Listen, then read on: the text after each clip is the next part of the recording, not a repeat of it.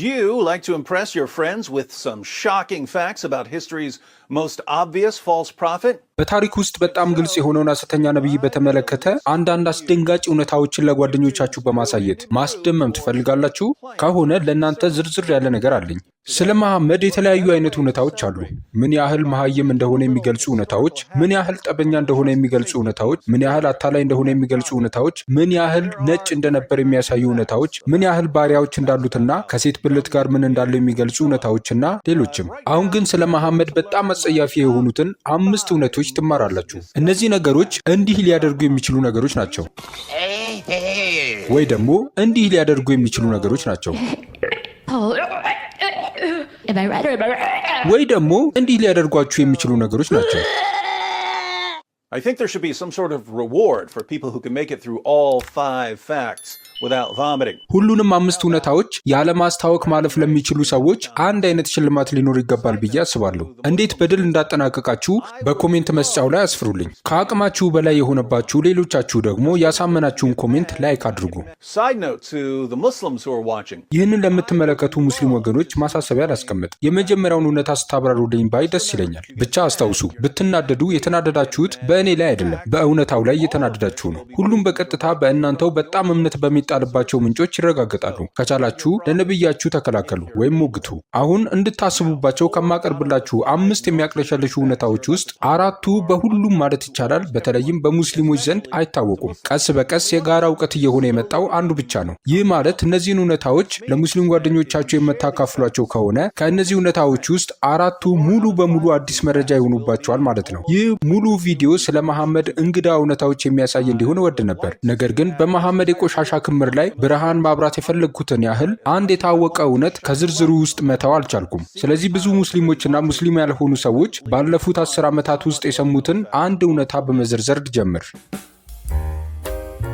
አምላካችንና መድኃኒታችን በሆነው በኢየሱስ ክርስቶስ የመስቀል ላይ ሥራ በማመን ከእግዚአብሔር ጋር የታረቃችሁና ከዘላለም የገሃነም ፍርድ ወደ ዘላለም ሕይወት ያመለጣችሁ ቅዱሳን የእውነት ያሳርፋል ቻናል ተከታታዮች፣ በመሐመድ የጮሌነት ድርሰት አለው ወደ ገሃነም እየተጓዙ ያሉ ሙስሊም ጎረቤቶቻችሁን ማስመለጥ አትፈልጉም? የምትፈልጉ ከሆነ ይህ ቪዲዮ እንዲደርሳቸው ላይክ አድርጉ፣ እንዲሁም በግል ወይም ግሩፕ ላይ ሼር አድርጉላቸው። ለቻናሉ አዲስ ከሆናችሁ ደግሞ ሰብስክራይብ አድርጋችሁ በምለቅበት ሰዓት የማሳወቂያ መልእክት እንዲደርሳችሁ የደወል ምልክቱን ኦል የሚለው ላይ አድርጉት።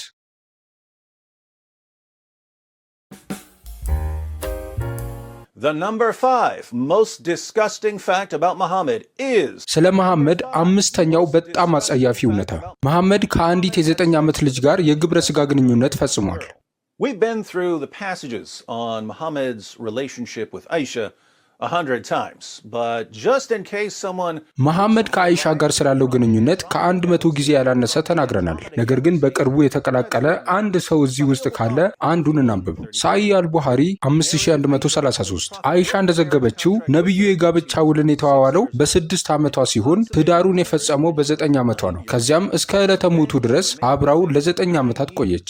The Muslim sources report that Aisha was playing on a swing when some women came to get her. የሙስሊም ምንጮች አይሻ አቃቃ እየተጫወተች ሳለ አንዳንድ ሴቶች ሊወስዷትና ወደ ባሏ ሊያስገቧት እንደመጡ ዘግበዋል። ወደ መሐመድ ቤት ሲመሯት አሻንጉሊቶቿን ተሸክማ ነበር። ወደ ቤቱ ከደረሰች በኋላ ነገሮች እንዴት እንደሄዱ እናውቃለን። በግልጽ አስቀመጣት። አሻንጉሊቶቿን ወስዶ እላይዋ ላይ ወጥቶ ብልቱን በውስጧ በማስገባት ደፈራት። ምን እየተፈጠረ እንዳለ አልገባትም፣ ምክንያቱም ማንም ስለ ወሲብ ሊነግራት አልደፈረም። በፍርሃትና ግራ በመጋባት ከህመሙ የተነሳ አለቀሰች እና በነቢዩ አልጋ ላይ ደም አፈሰሰች።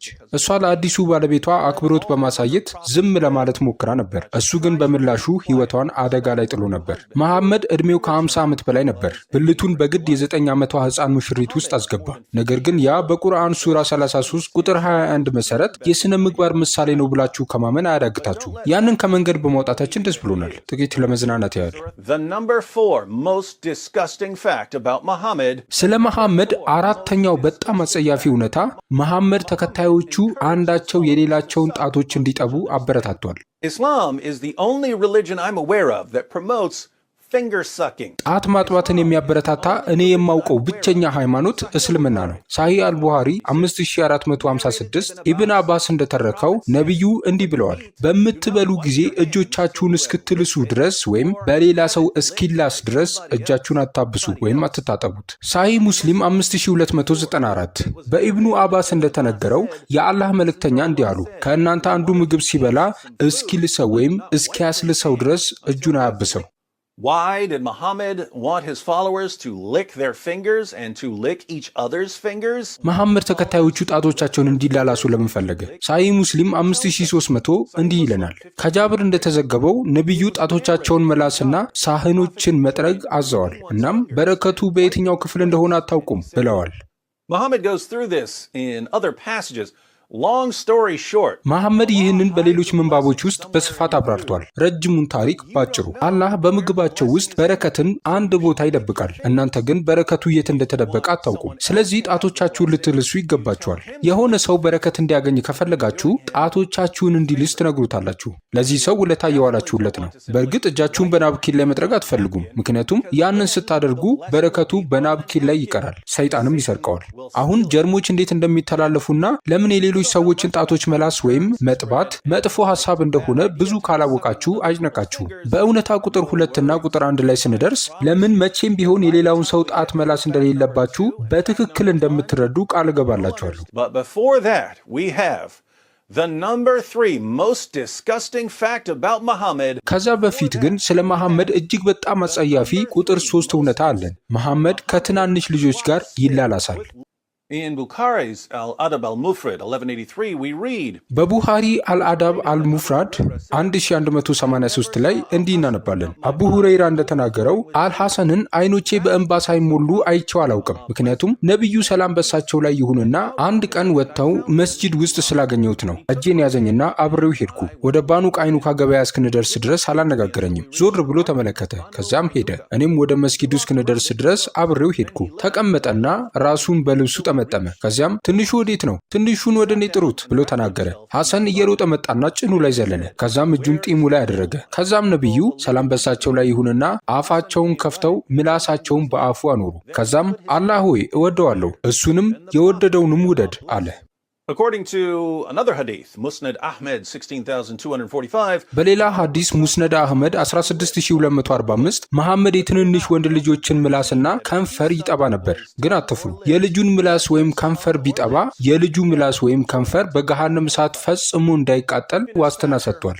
አሁን እንደ መሐመድ ያለ ሰው የትንሹን ልጃችሁን ምላስ እንዲጠባ መፍቀድ እንዳለባችሁ እያሰባችሁ ከሆነ ምናልባት ስለ ቀጣዩ እውነታ በጥንቃቄ ማሰብ ይኖርባችሁ ይሆናል። the number 2 most disgusting fact about Muhammad, ስለ መሐመድ ሁለተኛው በጣም አጸያፊ እውነታ፣ መሐመድ ከ9 ሴቶችና ልጃገረዶች ጋር የግብረ ሥጋ ግንኙነት ይፈጽም ነበር፣ ግን ገላውን የሚታጠበው አንድ ጊዜ ብቻ ነበር። Sahih al-Bukhari 5068. ሳሂህ ቡኻሪ 5068 አናስ እንደዘገበው ነቢዩ ሚስቶቻቸውን በሙሉ በአንድ ሌሊት ይዞሩ ነበር ወይም ወሲብ ይፈጽሙ ነበር። 9 ሚስቶችም ነበሯቸው። Sahih al-Bukhari 5215. ሳሂህ አልቡኻሪ 5215 አነስ ኢብኑ ማሊክ እንደተረከው ነቢዩ ሚስቶቻቸውን በሙሉ በአንድ ሌሊት ያልፉ ወይም ጾታዊ ግንኙነት ይፈጽሙ ነበር። በዚያን ጊዜም 9 ሚስቶች ነበሯቸው። ስለዚህ ከ9 ሴቶችና ልጃገረዶች ጋር ስላለው ጾታዊ ግንኙነት ግልጽ ነው። ነገር ግን የዚህን ሐዲስ ምዕራፍ ርዕስ ተመልከቱ። ከሚስቶቹ ሁሉ ጋር የግብረ ሥጋ ግንኙነት የፈጸመና ከዚያም አንድ ጊዜ ብቻ ገላውን የሚታጠብ ሰው The Prophet Muhammad, history's greatest man, የታሪክ ታላቅ ሰው የሆነው ነቢዩ መሐመድ በአንድ ሌሊት ከ9 ሴቶችና ልጃገረዶች ጋር ወሲብ ይፈጽም ነበር። በሙቀት ወራት በአማካይ ከፍተኛ የሙቀት መጠን 109 ዲግሪ ሴንቲግሬድ ባላት የአረብ ከተማ መዲና ውስጥ። ነገር ግን በአንድ ጊዜ ብቻ የገላ እጥበት ነው። ችግሩን ማሰብ ትችላላችሁ? Are you looking to start your own business? Well, look no further than Busy.com. Right now, we'll complete your LLC filing free. You just cover the state fee. Just provide us some basic info about your business and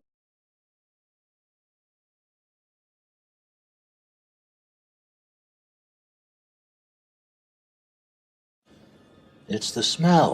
ሽታው ነው። ወደ ቀደመው ነጥብ ተመለሱ። እዚህ ያሉትን ሙስሊሞች ልጠይቅ። እናንተ የመሐመድ ባልደረባ ናችሁ እንበል። በዚህ ሁኔታ ውስጥ ስለመገኘት አስቡ።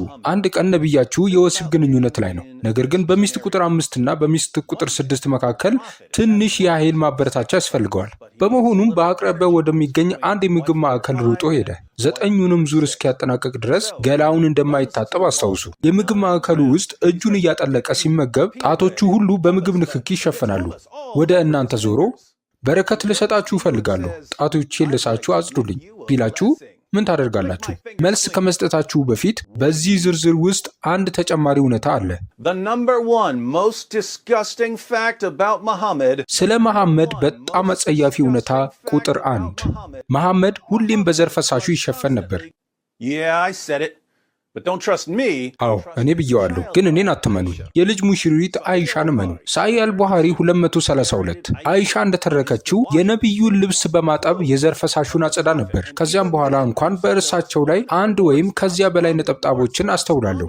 ሳሂህ ሙስሊም 669 ሳሂህ ሙስሊም 669 አይሻ የዘር ፈሳሽን በተመለከተ እንዲህ ማለቷ ተዘግቧል። ከአላህ መልእክተኛ ልብስ ላይ እፈቀፍቀው ነበር። ሱነን ኢብን ማጃህ 537 ሱነን ኢብን ማጃህ 537 አይሻ እንዲህ ማለቷ ተዘግቦ ነበር። ከአላህ መልእክተኛ ልብስ ላይ ብዙ ጊዜ የዘር ፈሳሾችን በእጄ ጠርግ ነበር። Aisha, the semen-scraping prepubescent child bride. አይሻ የወንድ የዘር ፈሳሽ አጽጂ የልጅ ሙሽሪት በእስልምና የአማኞች እናት ትባላለች። ሳሂህ አልቡኻሪ 230 ሱለይማን ቢን ያስር እንደተረከው በወንድ የዘር ፈሳሽ ስለቆሸሹት ልብሶች አይሻን ጠየቅኳት። እሷም መለሰች የአላህ መልእክተኛ ልብስ አጥብ ነበር እና እርሳቸው የውሃ ነጠብጣቦች ገና እየታዩ ወደ ሶላት ወይም ጸሎት ይሄዱ ነበር። Muslims of the world, why was your prophet always covered in semen? የዓለም ሙስሊሞች ሆይ ነቢያችሁ ምንጊዜም በወንድ የዘር ፈሳሽ ይሸፈን የነበረው ለምንድን ነው? የጥርጣሬውን ጥቅም ልስጣችሁና የእሱ የዘር ፈሳሽ እንደሆነ አስቡ። ነቢያችሁ ሁል ጊዜ በዘር ፈሳሹ ይሸፈን የነበረው ለምንድን ነው? ማስተርቤሽን ወይም ሴጋ አልተፈቀደለትም። ስለዚህ የዘር ፈሳሹ ምንጭ ያ አልነበረም። ከሚስቶቹ ወይም ከወሲብ ባሪያዎቹ እንዲወጣ አልተፈቀደለትም። ታዲያ ይህ ሁሉ የወንድ ዘር ከየት መጣ? እዚህ ላይ እጅግ በጣም ልግስና የተሞላበት ድምዳሜ በጣም ለጋስ ስለሆንኩ መሐመድ ልብሱን ሌላው ቀርቶ ወደ መስጊድ ሲሄድ የሚለብሰውን ልብስ እንኳን ከወሲብ በኋላ ብልቱን ለማጽዳት የሚጠቀምበት መሆን አለበት የሚል ነው። ያ ልሰራ የሚችለው በጣም ጥሩ መደምደሚያ ነው። እመኑኝ፣ ልሰራቸው የሚችላቸው ሌሎች መደምደሚያዎች በጣም ክፉ ናቸው። በተቻለኝ መጠን በጎ የሆንኩ ነው፣ ምክንያቱም በጎነት የሚንጸባረቅበት አይነት ሰው ስለሆንኩ። እንዲህ በማለት ብቻ ነው መደምደም የምችለው። ነቢያችሁ በአንድ ሌሊት ከ9 ሴቶችና ልጃገረዶች ጋር ወሲብ ይፈጽም ነበር። የራሱን ልብስም ተጠቅሞ ብልቱን እንዲሁም በእያንዳንዱ ዙር የሚስቶቹን ብልት ያጸዳና ከ9ኙ ዙር በኋላ ገላውን ይታጠባል። እናም ልብሱን አያጥብም። ከዚያም ልብሱን ይለብስና ወደ መስጊዱ ለመሄድ ይዘጋጃል። ከዛም የወንድ የዘር ፈሳሽ አጽጂ የልጅ ሙሽራ የሆነችው አይሻ በላዩ ላይ ያለውን የዘር ፈሳሽ ታያለች። ስለዚህ ታስቆመውና በተቻለ መጠን ለመፈቅፈቅ ወይም ለማጠብ ትሞክር ነበር። ከዚያም መሐመድ በልብሱ ላይ አሁንም እርጥበት ነጠብጣቦችን ይዞ ወደ መስጊድ ይሄዳል። Would you want to be around this guy? በዚህ ሰው ዙሪያ መሆን ትፈልጋላችሁ? እቅፍ አድርጋችሁ ልብሱ በእናንተ ላይ እንዲያርፍ ትፈልጋላችሁ? ጣቶቹን መላስ ወይም መጥባት ትፈልጋላችሁ? ከዛም በኋላ ጣቶቹን ማጽዳት ትፈልጋላችሁ? የህፃን ልጃችሁን ምላስ እንዲጠባ ትፈልጋላችሁ? ለአቅመ ሔዋን ያልደረሰች ልጃችሁን እንዲያገባ ትፈልጋላችሁ? በህይወታችሁ ዘመን በሙሉ ከነቢያችሁ መሐመድ የበለጠ ቆሻሻና አጸያፊ የሆነ ሰው አግኝታችሁ ታውቃላችሁ? If you're feeling a little nauseous right now, I've got a trick that will make you feel better in just a moment. አሁን ትንሽ የማቅለሽለሽ ስሜት ከተሰማችሁ በአጭር ጊዜ ውስጥ ጥሩ ስሜት እንዲሰማችሁ የሚያደርግ ዘዴ አለኝ። ነገር ግን ዶክተር ውድ የማቅለሽለሽ ስሜታችሁን ከመድገሙ በፊት ሰብስክራይብ አድርጋችሁ የደውል ምልክቱን ኦል የሚለው ላይ አድርጉት። እኔ መድረስ የማልችልበት ቦታ እናንተ ማድረስ ስለምትችሉ ሼር ማድረግም እንዳትዘነጉ። የምሰራቸው ቪዲዮዎች ላይ የማስቀምጠው ገደብ የለም። ስለዚህ በቲክቶክ፣ በዩቲዩብ፣ በቴሌግራም እና በመሳሰሉ የራሳችሁ ቻናሎች ላይ ለመልቀቅ እንዳትሳቀቁ። በአስተያየት ጫው ላይ በዚህ ዝርዝር ውስጥ መካተት የነበረባቸው ስለ መሐመድ ሌሎች አጸያፊ እውነታዎች ካሉ አሳውቁኝ። ሙስሊም ከሆናችሁ መሐመድ ድንቅ የሞራል ምሳሌ ነው የሚለውን እምነታችሁን ለመጀመሪያ ጊዜ አሁን ከሰማችኋቸው እውነታዎች ጋር እንዴት እንደምታስታርቁ ብታካፍሉን ደስ ይለናል። ምክንያቱም እውነቱን እንነጋገር ከተባለ ኢማሞቻችሁ ይህንን እውነታ አይነግሯችሁም። መልካም ዶክተር ውድ፣ ለጅምላ የማቅለሽለሽ ወረርሽኝ ወደ ድንገተኛ ክፍል ለሆድ ችግር መፍትሄው ምንድነው? የኔን ቻናል የሚከታተሉ ሁሉ አሁን በአንድነት የግመል ሽንት። መሐመድ ለሆድ ህመም የፈለሰፈው ተአምራዊ ምትሃታዊ መድኃኒት የግመል ሽንት ነበር። እውነት ነው። መሐመድ ለተከታዮቹ ሽንቱን ከጠጡ ዳግመኛ ሆዳቸውን እንደማያማቸው ተናግሯል። ምናልባት ይህንን ወደ ምርጥ 10 ዝርዝር መለወጥ አለብኝ። ከዚህ ቻናል በተጨማሪ ሁሉም አብያተ ክርስቲያናት ጋር ሊደርስ የሚገባ አንድ ድረገጽ አለ። በዚህ ድረገጽ ላይ ቤተክርስቲያንን ለወንጌል ስራ የሚጠቅሙና ሙስሊሞች ለሚጠይቋቸው ብዙ ጥያቄዎች መልስ ለመስጠት የሚያግዙ በርካታ ጽሁፎች በተለያዩ ቋንቋዎች ይገኛሉ። እውነት ለሁሉ .ኔት ብላችሁ ጽፋችሁ ስትፈልጉ ማግኘት ትችላላችሁ። በስልክ የምትጠቀሙ ድረገጹ ውስጥ ከገባችሁ በኋላ ይህንን ምልክት ንኩት። ከዛ የተለያዩ አማራጮች ስለሚመጡላችሁ የምትፈልጉትን ገብታችሁ አንብቡ። በተጨማሪም ትሩዝ ፎር ኦል